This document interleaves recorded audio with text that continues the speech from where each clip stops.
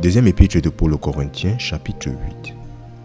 De plus, frères, nous voulons vous faire connaître la grâce de Dieu concédée aux églises de Macédoine, comment dans une grande épreuve d'affliction, l'abondance de leur joie et leur profonde pauvreté abonda dans la richesse de leur libéralité. Car de leur pouvoir, je porte témoignage, oui, et au-delà de leur pouvoir, ils l'ont fait volontairement, priant avec beaucoup de sollicitations pour que nous recevions le don et prenions sur nous la participation du ministère envers les saints. Et ils ont fait cela, non pas comme nous l'avions espéré, mais ils se sont d'abord donnés eux-mêmes au Seigneur et à nous par la volonté de Dieu, à tel point que nous avons désiré de Tite comme il avait commencé, qu'ainsi il puisse aussi achever en vous cette même grâce.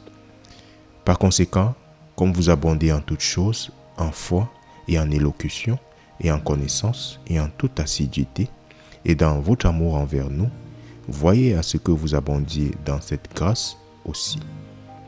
Je ne parle pas par commandement, mais à l'occasion de l'empressement des autres et pour prouver la sincérité de votre amour.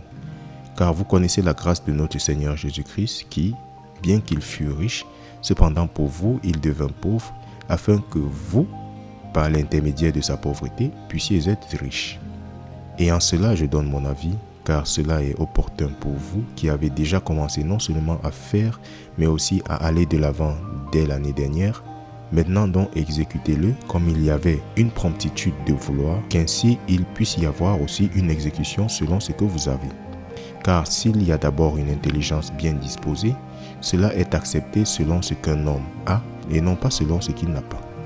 Car je ne veux pas dire que d'autres hommes soient à l'aise et vous opprimés, mais en vue d'égalité que maintenant à présent, votre abondance puisse être un supplément à leurs besoins, afin que leur abondance aussi puisse être un supplément à votre besoin, pour qu'il puisse y avoir égalité. Comme il est écrit, celui qui avait recueilli beaucoup n'en avait pas trop, et celui qui avait recueilli peu ne manquait de rien.